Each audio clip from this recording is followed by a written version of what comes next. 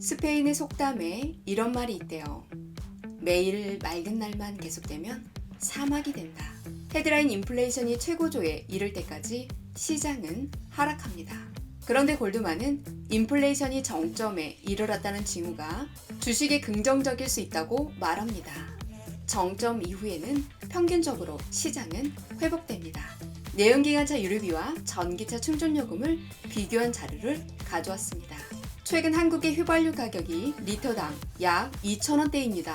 이는 한국 한 달 평균 주행거리인 1,155km를 기준으로 하면 17만 5천원의 연료비가 필요합니다. 가정용 완속 충전기를 기준으로 하면 월 16,000원에 불과합니다.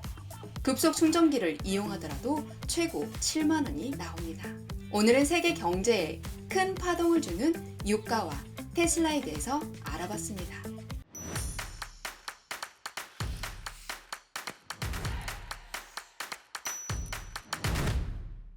안녕하세요. 미국 주식 타마다입니다. 우리가 투자를 할 때 상상력은 지식보다 더 중요합니다. 전쟁 직후 이탈리아는 독특한 상황에 처해 있었습니다. 전쟁의 피해가 거의 없었고 공장의 대부분은 온전하게 보존되었습니다. 그러나 원자재의 부족으로 공장 가동이 불가능한 상태였습니다. 보유한 외화가 없어 이탈리아는 원자재를 살 수가 없었죠. 미국은 인가공 수출 조건으로 이탈리아에 모, 면, 인조, 비단 등의 원료를 공급해 주었습니다. 그 시기에 앙드레 코스톨라니는 미국에서 이탈리아로 건너갔습니다. 그는 밀라노 대성당 근처에 있는 멋지게 실내 장식을 한 상점들이 면, 모, 비단 가공품들을 잔뜩 쌓아놓고 파는 것을 보고 무척 놀랐습니다. 그것을 보자 그의 투자욕이 다시 꿈틀거렸습니다. 밀라노 증권 거래소 중개인 친구에게 조언을 들었는데요. 여기에서 지금 뭘 하기엔 너무 늦었어. 좋은 모든 물건들은 값이 이미 너무 올라갔거든. 너무 비싸서 도저히 살 수가 없다네. 라고 했습니다. 몇 주 후 취리신문에 앙드레 코스톨라니의 관심을 끄는 작은 기사가 실렸습니다. 캘리포니아의 거대 자동차 회사인 카이저 프라자가 튜린에 있는 피아트와 계약을 맺었다는 내용이었습니다.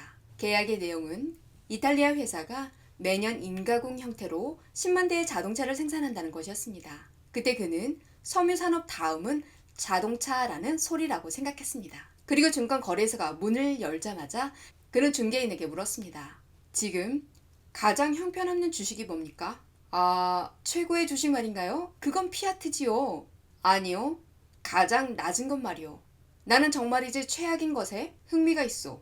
아마 당신에게는 조금 이상하게 들리겠지만 말이요. 중개인은 정보를 찾아와 말했습니다. 이소타 프라신이라는 회사입니다. 그 회사가 곧 망할 거라는 소문이 짜하던데요. 사치스러움의 대명사 이니셜인 이소타는 곧 파산합니다. 라고 말했습니다. 코스톨라니는 좋소, 그럼 사겠소 라고 했습니다. 중개인은 걱정스러운 표정을 지어 보였지만 어쨌든 코스톨라니의 지시에 따라 150리라의 주식을 샀습니다. 그는 그의 투자욕을 채우고 난 뒤에 그 주식시장에 있는 도시에서 떠났습니다. 몇 달이 지나 코스톨라니는 다시 밀라노로 왔습니다. 그러자 주식 중개인에게서 전화가 왔습니다. 축하합니다. 어디서 그런 투자 방식을 배우셨나요? 이소타의 시세가 지금 450리라입니다. 결국 그 주식은 1900리라까지 올라갔습니다. 경제 재건 과정에서 각 산업 부분은 일정한 순서로 투자됩니다. 이탈리아는 자동차 산업으로 유명한 나라였으며 계속해서 이 자동차 산업을 발전시키고자 했습니다. 여기저기서 외국인 투자자들, 사업가들이 이탈리아 자동차 산업을 조사하고 이것을 활성화하기 위한 계획을 검토하였던 것입니다. 그 중에 한 그룹이 이소타를 인수하여 재조직하고 정상화하기로 결정을 한 것이었습니다.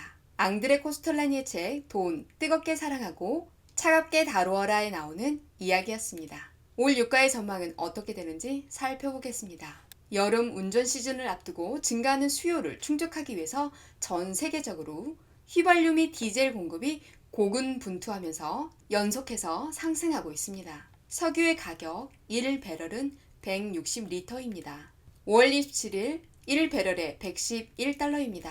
최근 15년간 러시아가 석유 생산 1위를 차지해오고 있었습니다. 가장 높은 수위를 차지하고 있는 빨간색 그래프가 바로 러시아입니다. 석유는 인류 문명에 커다란 영향을 끼치고 있습니다. 대개 유가가 오르면 경기 침체로 인해 유류 소비가 줄어서 유가가 떨어지죠. 다시 경기가 회복되면 또 오르기를 반복합니다. 미국 EIA에 따른 석유 매장량이 입증된 2017년 국가 지도인데요. 사우디아라비아, 베네수엘라가 세계에서 가장 석유가 많이 매장된 곳이죠. 20만에서 30만 배럴이 매장되어 있습니다. 중동 지역은 석유가 GDP의 90%를 차지할 정도로 중요합니다. 최근 유가의 흐름도 살펴보겠습니다.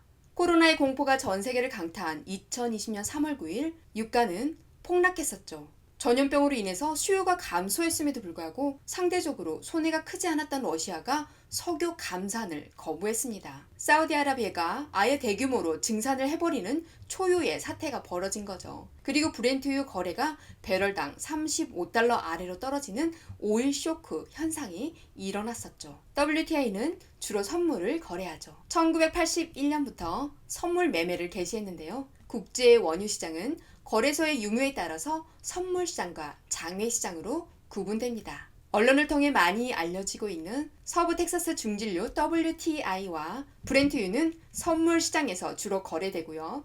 두바이유 등은 장외시장에서 거래가 됩니다. 선물 거래는 배추 농사가 끝나기 전에 미리 밭대기를 파는 개념이라고 보면 되죠. 작년 8월 22일 이후 주가는 강력한 반등이 있었습니다. 코로나 때문에 억눌려 있던 소비 수요의 급격한 분출이 시작된 것이죠. 유럽, 미국, 중국 등 주요 경제권을 중심으로 에너지로 인한 인플레이션이 발생된 거죠. 유가 상승에도 불구하고 단기간에 산유국들은 증산이 어려워졌던 거죠. 반면 미래 에너지원으로 기대되었던 태양광, 풍력의 신재생 에너지는 일조량이나 풍량을 인위적으로 통제하기가 불가능하기 때문에 정전 사태가 발생하기도 했습니다. 이에 따라서 유가는 두 달이 채 되지 않는 단기간에 배럴당 80불을 파죽지세로 돌파하여 100불을 넘겼습니다.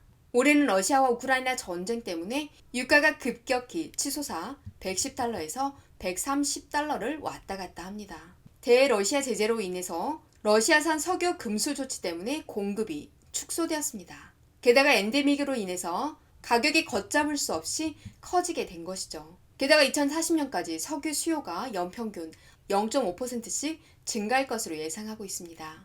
상당 기간 석유 종말은 이원합니다. 유가를 보면 오펙이라는 단체를 자주 보시게 되죠. 석유 수출국을 대변하는 조직입니다. 이와 반대 입장에는 IEA가 있습니다. 유가의 균형을 맞추기 위해 이 두 기관이 카운터 파트너가 됩니다. 그럼 유가 상승으로 전기차에는 어떤 영향을 미쳤을까요? IEA가 조사한 자료에 따르면 석유의 40%가 자동차, 트럭 운송 수단으로 이용이 되고 있다고 합니다. 국제에너지기구와 오펙에 따르면 2040년에 전 세계 전기차 보급 대수는 약 3억 대에 달할 것으로 예상을 합니다. 20억 대 중 3억 대가 대체할 수 있는 석유 수요는 2.6%입니다. 5월 27일 금요일 테슬라 주가는 759달러입니다. 크레딧 스위스는 테슬라 주식 매수 의견을 유지하고 있습니다. 목표가는 여전히 1125달러입니다. 지금의 시장이 약세인 이유는 연준의 돈풀기, 우크라이나 전쟁 장기화, 중국의 코로나19 봉쇄, 글로벌 공급망 대란, 원자재 가격 폭등 등의 원인이 있습니다. 이 이슈들이 해결되기 전에는 큰 움직임은 없을 것이라고 보여집니다. 반대로 해석하면 이 이슈들 중 하나라도 해결이 되는 날에는 주가의 움직임은 달라질 수 있을 것입니다. 오늘 이야기는 여기까지입니다. 다음에 또 유익한 영상으로 찾아뵐게요. 감사합니다.